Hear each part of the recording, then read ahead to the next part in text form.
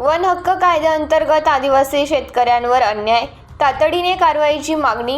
नवापूर तालुक्यात वन हक्क कायदा 2006 अंतर्गत वन पट्टेधारक आदिवासी शेतकऱ्यांवर वन विभागाकडून होत असलेल्या कथित अन्यायाविरोधात सत्यशोधक शेतकरी सभा व सत्यशोधक ग्रामीण कष्टकरी सभेने तीव्र आक्षेप नोंदवला आहे। या संदर्भात तहसीलदार, जिल्हाधिकारी तसेच उपवन संरक्षण DCF नंदुरबार यांना निवेदन देत तातडीने कारवाई करण्याची मागणी करण्यात आली आहे। निवेदनात नमूद केल्यानुसार नवापूर तालुक्यातील चेंचपाडा व नवापूर वन क्षेत्रातील अनेक गावांमध्ये वन हक्क दावे प्रलंबित असतानाही वन विभागाकडून शेतकऱ्यांना शेती कामांमध्ये अडथळे निर्माण केले जात आहेत। ट्रॅक्टरने नांगरणी, विहीर व बोरवेल खोदकाम तसेच शेतातील रस्त्यांची कामे रोखली जात असल्याचा आरोप करण्यात आला आहे। चौकी परिसरातील सुमन रेखा गावित यांना घराच्या पायासाठी खड्डा खणताना JCB चालकाला धमकावून काम बंद पाडण्यात आले। तसेच काही शेतकऱ्यांना वन हक्क दावा चुकीचा आहे असे सांगत शेती कामे करू नयेत, अन्यथा कारवाई केली जाईल अशा प्रकारच्या धमक्या दिल्या जात असल्याचेही निवेदनात नमूद आहे। याशिवाय अनेक गावांमध्ये वन पट्टाधारक शेतकऱ्यांना बोरवेलसाठी परवानगी देण्यात टाळाटाळ होत असून बोरवेल मालक, ट्रॅक्टर मालक यांना धमक्या दिल्या जात असल्यामुळे वन जमिनीत ट्रॅक्टर, बोरवेल मालक येत नसल्याने सुधारित शेती करण्यापासून प्रवृत्त केले जात आहे। काही ठिकाणी वीज कनेक्शनसाठीही अडथळे निर्माण होत आहेत। काही शेतकऱ्यांकडून परवानगी प्रक्रियेत आर्थिक फसवणूक झाल्याचेही आरोप करण्यात आले आहेत। निवेदनात पुढे सांगितले आहे की वन हक्क कायदा 2006 व त्यानुसार 2008 व 2012च्या नियमानुसार वनपट्टा मिळालेल्या जमिनीत व दावे प्रलंबित असताना संबंधित जमीनधारकांना शेती करण्याचा अधिकार आहे। तरीही या कायद्याचे उल्लंघन करून शेतकऱ्यांना त्रास दिला जात असल्याने संबंधित अधिकाऱ्यांवर कारवाई करावी। वन पट्टाधारक शेतकऱ्यांना सुधारित शेती करण्यापासून अडवले जात आहे, तर प्रलंबित वन हक्क दावेदारासाठी काय परिस्थिती असेल असा रोष व्यक्त होत आहे। सत्यशोधक शेतकरी सभेने पुढील प्रमुख मागण्या केल्या आहेत। वन हक्क दावेदारांना तातडीने पोलीस संरक्षण द्यावे, जिल्हाधिकाऱ्यांच्या अध्यक्षतेखाली चौकशी समिती नेमावी, सर्व जिल्हास्तरीय समितीने अपात्र प्रलंबित दाव्यांची GPS मोजणी, स्थळ पाहणी करून लवकर निर्णय घ्यावा, परवानगी प्रक्रियेत होणारा विलंब थांबवावा, शेतकऱ्यांना रस्त्यासाठी बोरवेल करताना, ट्रॅक्टरने नांगरणी करताना अडवणाऱ्या अधिकाऱ्यांवर कडक कारवाई करावी। तसेच किळवणपाडा येथे वन खात्याच्या कर्मचाऱ्यांनी उभ्या जंगलात ट्रॅक्टरने पोलाव करीत रोपण झाडे, लहान झाडेसह मोठ्या सांगाच्या झाडाचे नुकसान झालेले आहे, त्यांच्यावर कडक कारवाई करा।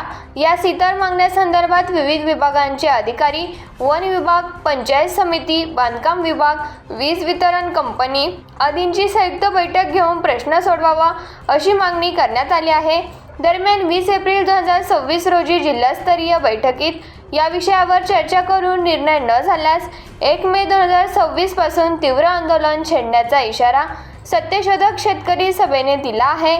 या निवेदनावर comrade RT Gavit, comrade Ranjit Gavit, comrade Gebabai Gavit, Jalamsing Gavit, Ramdas Gavit, Rajesh Gavit, Diwanji Vasave, Uttam Gavit, Shaila Gavit, Suman Gavit, Devidas Gavit, रुलजी Gavit, गमन गावित, विक्रम गावित, गोपजी गावित, बालमा गावित, सुरत्या गावित, नवग्या गावित सह विविध गावातील शेतकरी व पदाधिकाऱ्यांच्या स्वाक्षऱ्या असून प्रशासनाने तातडीने लक्ष घालावे अशी मागणी करण्यात येत आहे। नवापूर तहसीलदारला सत्यशोधक शेतकरी सभेच्या वतीने निवेदन देण्यात आलं। निवेदन यासाठी देण्यात आलं की पिढ्यानपिढ्या आदिवासी वन हक्क जमीन कसून आपल्या कुटुंबाची उपजीविका करतायत। यासाठी सुप्रीम कोर्टाचे निकाल आले, त्याच्यानंतर आदिवासी वन हक्क कायदा तयार झाला, त्या कायद्याअंतर्गत प्रोसेस झाले आणि त्या प्रोसेसनुसार जिल्हास्तरीय समितीने पात्र केलेले आहेत। आदिवासींना वनपट्टे उतारे दिलेले आहेत। काही गावामध्ये संयुक्त सातबारा देण्यात आलेला आहे आणि कायद्यामध्ये स्पष्ट आहे, जेव्हा आदिवासींना वनपट्टा दिला जातो तेव्हापासून वन खात्याची जबाबदारी संपते, अधिकार संपतो। परंतु आपल्या नवापूर तालुक्यामध्ये वन खाते हे वारंवार आदिवासींना त्रास देत आहेत। जमिनीमध्ये सपाटीकरण करत असताना ट्रॅक्टर मालक जे असतात त्यांना धमक्या देतात, त्यांच्यावर केसेस दाखल करतात, त्यांचे ट्रॅक्टर जप्त करतायत। त्याच्यानंतर बोरवेल म्हणजे शेतकरी स्वतः स्वखर्चाने आपल्या जमिनीमध्ये बोरवेल करत असताना बोरवेलांना मालकांना धमक्या दिली जात आहेत. त्यामुळे बोर मालक हे आमच्या शेतामध्ये बोरवेल करण्यासाठी येत नाही, जीसीपी वाले येत नाही. म्हणजे या प्रकारे ट्रॅक्टर मालक असतील, जीसीपी मालक असतील यांना धमक्या देणे आणि कायद्याच्या विरोध वर्तन करणे आणि आदिवासींना धमक्या देणे हे सरळ सरळ म्हणजे सुरू आहे. आज परवानगीच्या नावाखाली आदिवासींकडून अर्ज घेतला जातो की वन खात्याची परवानगी घ्या तरच तुम्ही बोरवेल करा, वन खात्याकडून पावती फाडा तेव्हाच तुम्ही बोरवेल करा किंवा खेडा. या पद्धतीने आदिवासींमध्ये भ्रम पसरवला जातोय आणि आदिवासी तिथं अर्ज देऊन 2-2, 3-3 महिने एकसारखे चक्कर मारतायत, पण अधिकारी भेटत नाही. भेटले तर ते उडवाउडवी उत्तरं देत आहेत आणि आदिवासींवर अन्याय अत्याचार करत आहे.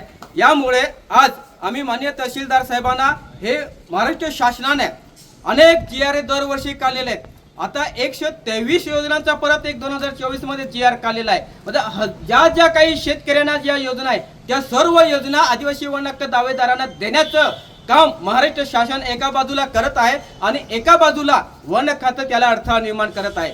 ग्रुप ग्रामपंचायत करंजी बुद्रुक अंतर्गत गेल्या वर्षापासून पाण्याचा रस्ता मंजूर आहे. आम्हाला जो वनपट्टा मिळालेला आहे त्या वनपट्ट्यामधून तो रस्ता जातोय. काम सुरू असताना PP पगारे चिंचपडा वन क्षेत्रपाल यांनी तिथे येऊन तर रस्त्याचे काम बंद केलेलं आहे आणि आता त्या गोष्टीला 2 महिने होत आहे, अजून सुद्धा ते काम सुरू झालेलं नाही. चौकी या ठिकाणी स्मशानभूमीसाठी स्मशानभूमीकडे जाणारा जो रस्ता आहे तो आम्हाला वनपट्टा मिळालेला जमीन आहे त्या जमिनीतून जातोय. तो डांबरीकरण झालेला रस्ता होता, तो रस्ता उखडून टाकलेला आहे वन खात्याने.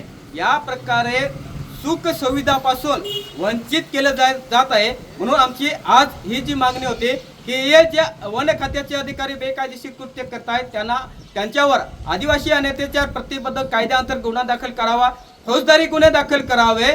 यासाठी 20 तारखेला बैठक आयोजित करण्यात यावी. जर 20 ते 22-23 या तारखेमध्ये बैठक घेतली नाही आणि या प्रश्नावर निर्णय दिला नाही तर 1 मेला सत्यशोधक शेतकरी सभेच्या वतीने मोठं आंदोलन होणार आहे.